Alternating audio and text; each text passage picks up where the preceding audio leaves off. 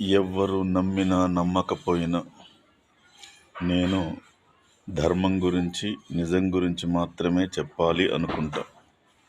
మీరు కూడా గమనించండి, పరీక్షించండి సమాజాన్ని. ఏ స్త్రీ అయితే ఇంటి పట్టుననే ఉండి భర్త, పిల్లలకు, అత్తామామలకు సేవ చేస్తూ కుటుంబాన్ని ఉన్నంతలో గడుపుకుంటూ ఉంటుందో అలాంటి స్త్రీ భర్త సమర్థుడుగా ఎదుగుతుంటాడు.